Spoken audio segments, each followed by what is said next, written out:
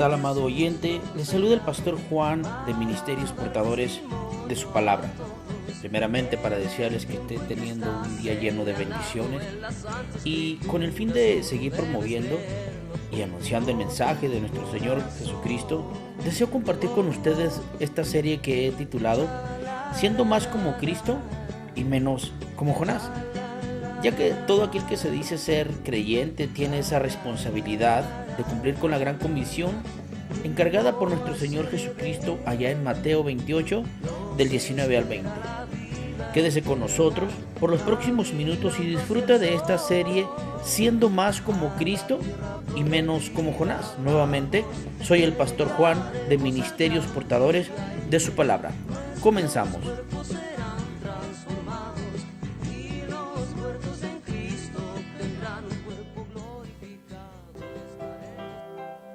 Que el Señor les bendiga en esta hora, amados oyentes. Soy el pastor Juan de Ministerios Portadores de su Palabra. Le doy las gracias en esta hora por acompañarme en esta serie de estudios del libro de Jonás, que he titulado Siendo más como Cristo y menos como Jonás. Le voy a invitar a que abra su Biblia ahí en el capítulo 1 de Jonás y vamos a estar leyendo del verso 1 hasta el verso 4. Y si no tiene Biblia, no se preocupe, aquí lo leemos. Y dice así la palabra del Señor. La palabra del Señor vino a Jonás, hijo de Amitai: Anda, ve a la gran ciudad de Nínive y proclama contra ella que su maldad ha llegado hasta mi presencia. Jonás fue, pero en dirección a Tarsis, para huir del Señor. Bajó a Jope, donde encontró un barco que zarpaba rumbo a Tarsis, pagó su pasaje y se embarcó con los que iban a esa ciudad, huyendo así del Señor. Pero el Señor lanzó sobre el mar un fuerte viento y se desencadenó una tormenta tan violenta que el barco amenazaba con hacerse en pedazos. Oremos. Dios, te damos gracias, porque tú eres bueno y tu misericordia y bondad es para siempre.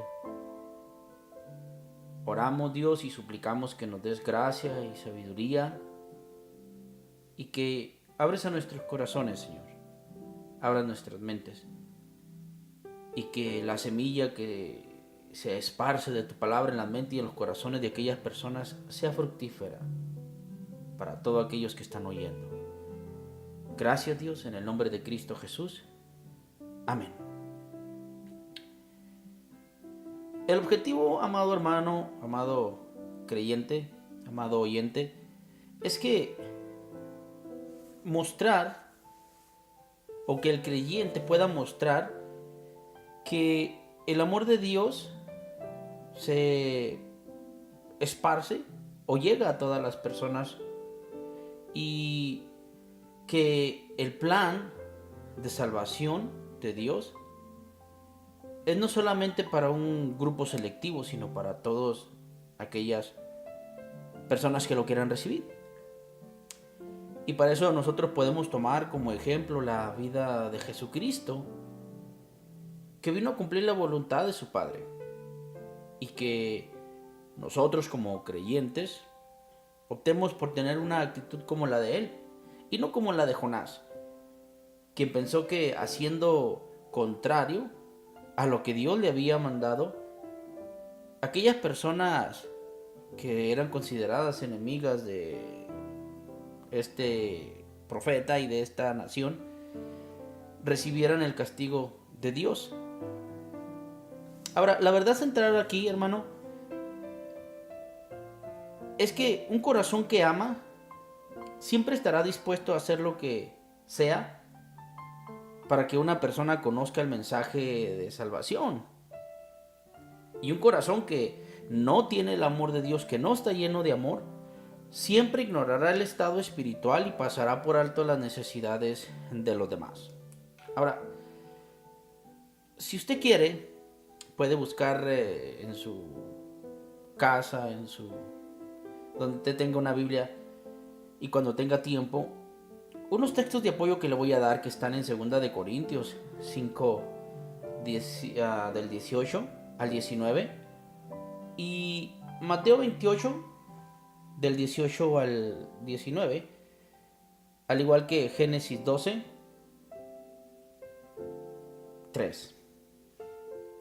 Ahora, si nosotros hablamos un poco sobre lo que, o explicamos un poco, leemos un poco de lo que está hablando el apóstol Pablo, aquí en estos versos de 2 de Corintios, nosotros nos vamos a dar cuenta de que Pablo le escribe a la iglesia de Corintios y le dice que todas las cosas provienen de Dios y que fue por medio de Cristo que Dios reconcilió a la gente que estaba perdida, alejada de Dios, los reconcilió hacia Él.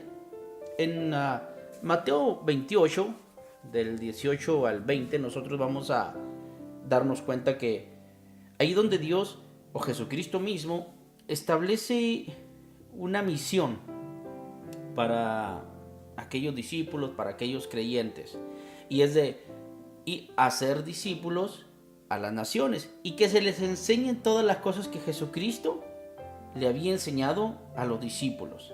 Y en Génesis 12, 3, pues nosotros leemos sobre la promesa o la declaración que Dios hizo con Abraham de que ellos, las naciones, iban a ser bendecidas a través de Abraham. Ahora, la historia de Jonás dice mucho más acerca del amor de Dios y se expresa más de esa manera porque aunque esa relación a Jonás, podemos ver que también se relaciona a un pueblo que estaba apartado de Dios, que estaba alejado, que estaba haciendo las cosas muy mal.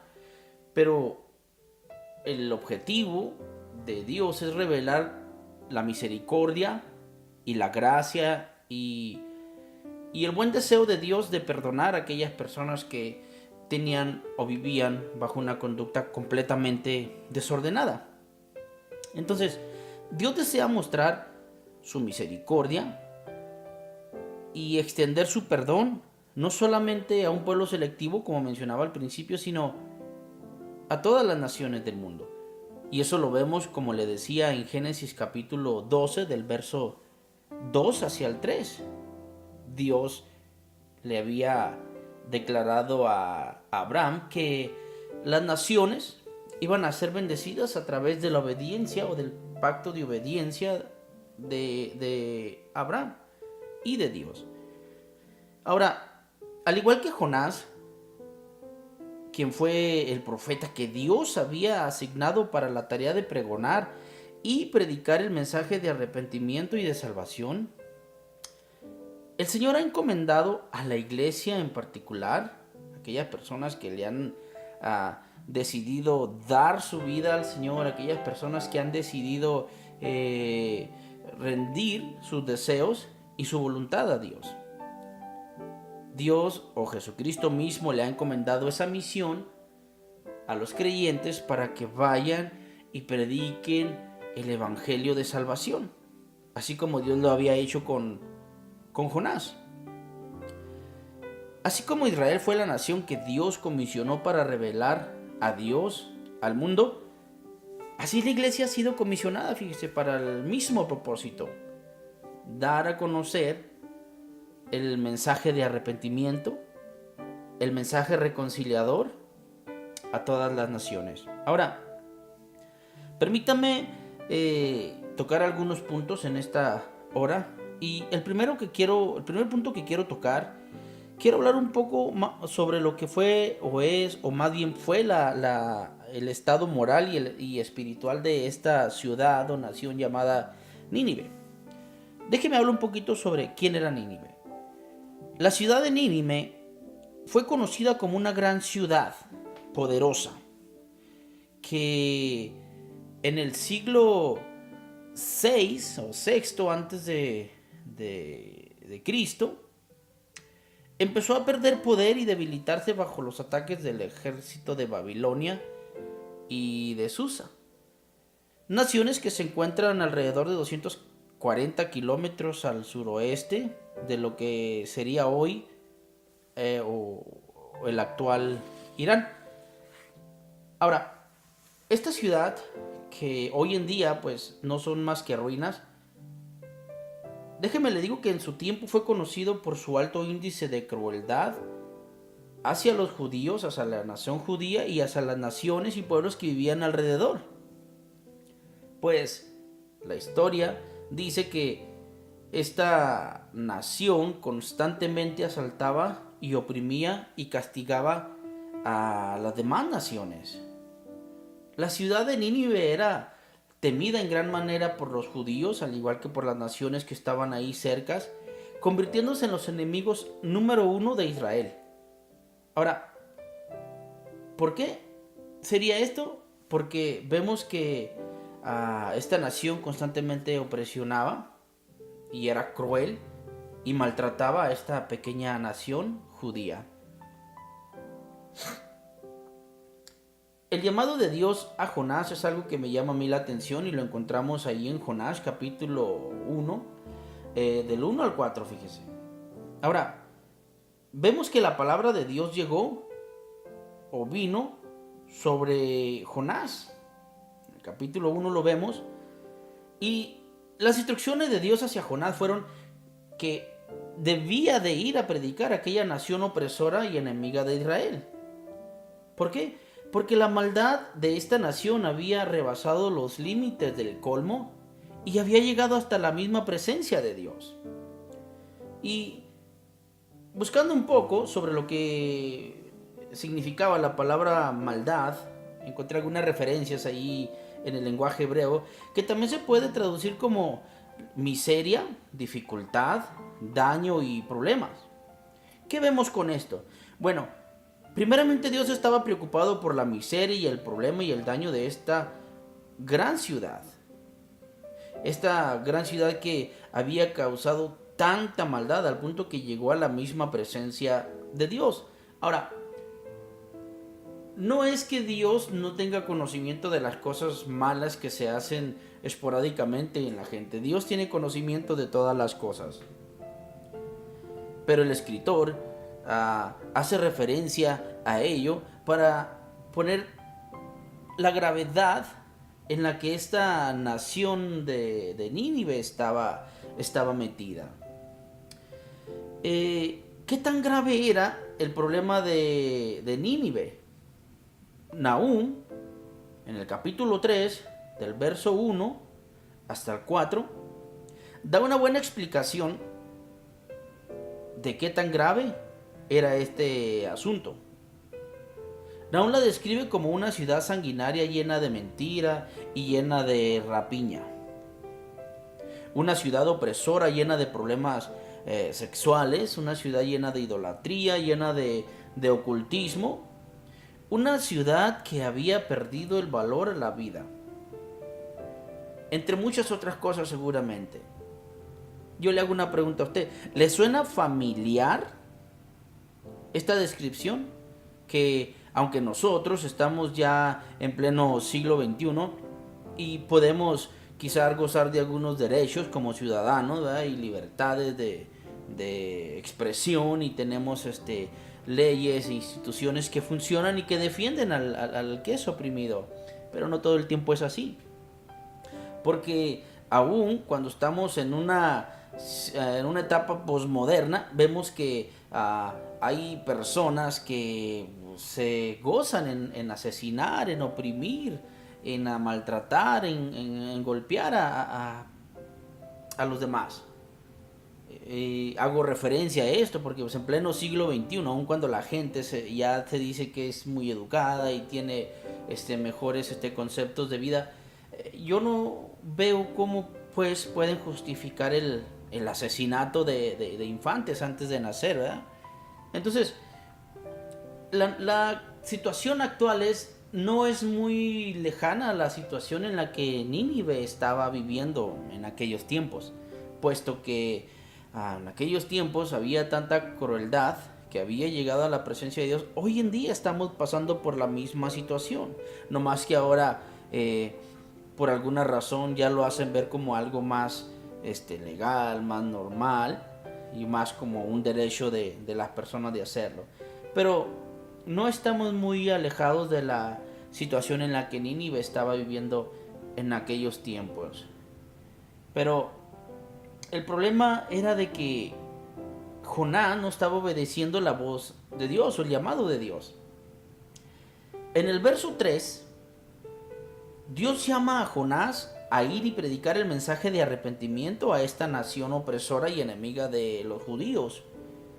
Pero lejos de obedecer la voz del Dios de amor, Jonás se levanta y huye de la presencia de Dios. Y pregunto yo, qué ironía, puesto que aquel profeta, que tenía un conocimiento más amplio de quién era Dios, pienso yo que debería de haber tenido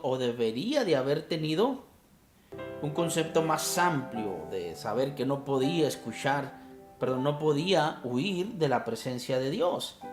El problema es que existía con Jonás es que él era una persona muy arrogante y al igual que muchos de los judíos que se creían que estaban por encima de todos los demás pueblos, ese era el problema que tenía Jonás, una arrogancia, una altivez que quizás fue lo que le privó de mostrar ese amor y esa misericordia por parte de Dios hacia aquellas naciones que los oprimían. Entonces, yo pienso que es por eso que Jonás no pudo reconocer el amor de Dios sobre aquella ciudad tan apartada de Dios, como lo están ahora muchas de las naciones. Del verso 4 al 9, vemos cuando Jonás decidió hacer lo contrario de lo que Dios le había mandado. Jonás huye para una ciudad llamada Tarsis e ignora el llamado de Dios. El Salmo 139, del verso 7 al 12, vemos cómo el salmista escribe y dice: ¿a dónde podría alejarme de tu espíritu? ¿A dónde podría huir de tu presencia? Si subiera al cielo, seguramente estás tú ahí. Si tendiera mi lecho en el fondo del abismo, también ahí estás. Si me levantara sobre las alas del alba o si me estableciera en los extremos del mar, aún allí tu mano me guiará y me sostendrá tu mano derecha. Y si dijera que me oculten las tinieblas, que la luz se haga noche en torno mío, las tinieblas ni siquiera serían oscuras para ti, y aún la noche sería clara como el día, pues lo mismo son para ti la luz que las tinieblas. El salmista hace una declaración tan grande de quién es Dios y entiende que no hay lugar en donde un ser humano, una persona pueda esconderse de Dios. Yo le pregunto, ¿quién es como nuestro Dios que hace tales cosas? Amén. En la Primera de Reyes 8:23 leemos una oración de Salomón, que dice el verso 23, y dijo Salomón: Señor Dios de Israel, no hay Dios como tú arriba en el cielo, ni abajo en la tierra, pues tú cumples tu pacto de amor con quienes te sirven y te siguen de todo corazón.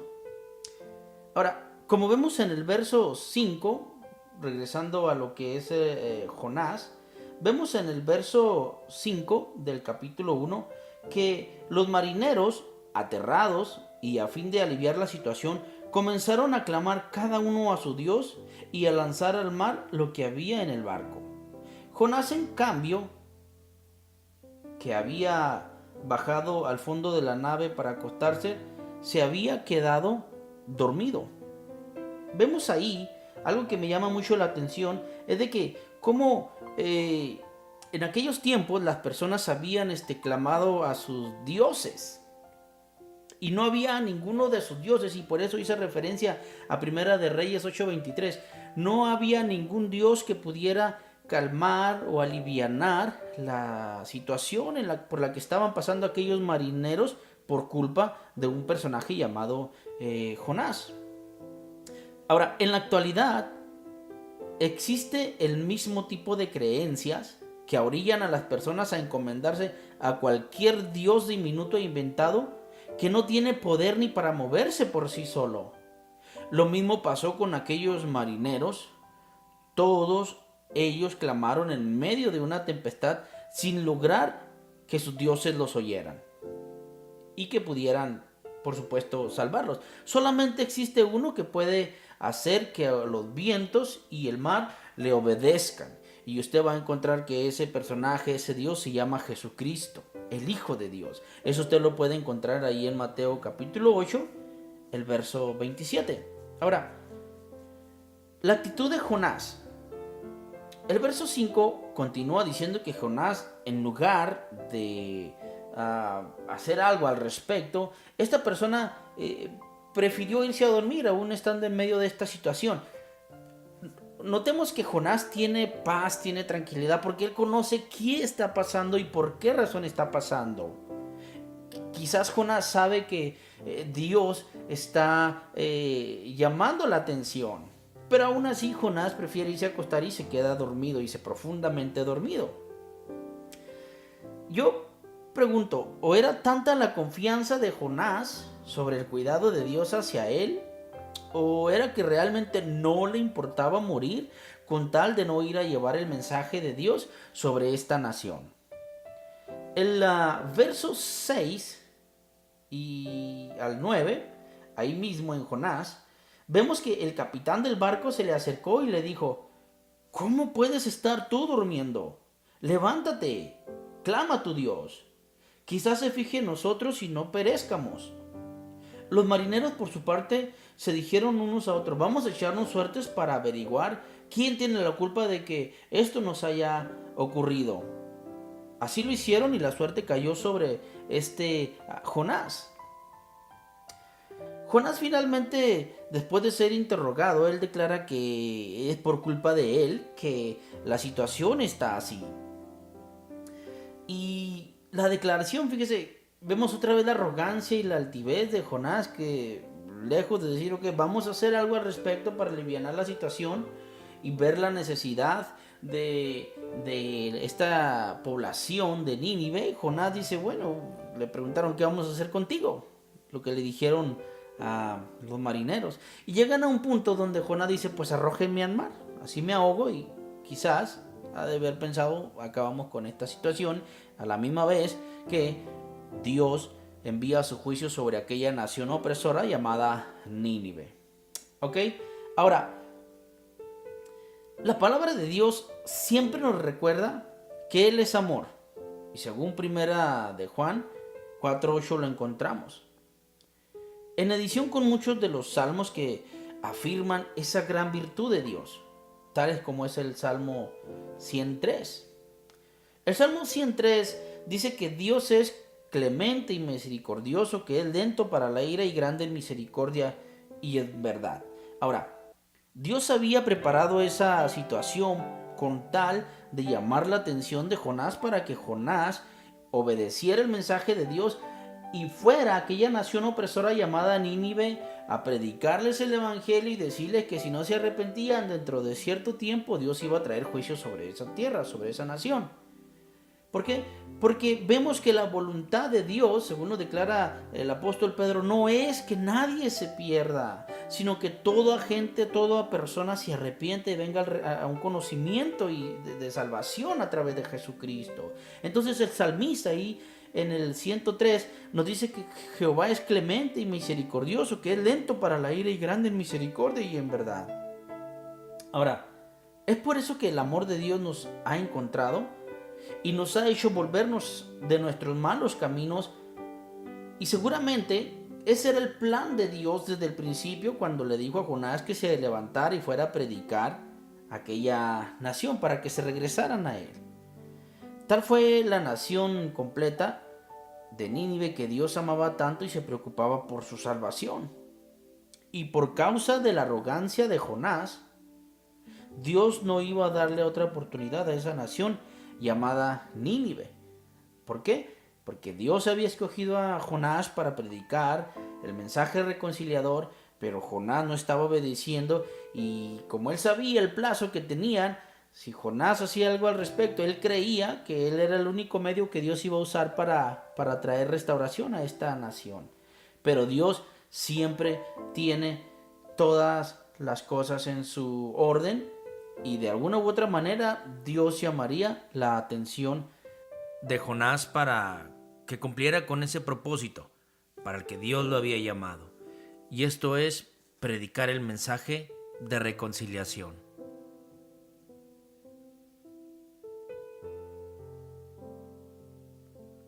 Soy el pastor Juan, de Ministerio Portadores de su Palabra. Así concluyo con esta primera parte de la serie, siendo más como Cristo y menos como Jonás. Hasta la próxima.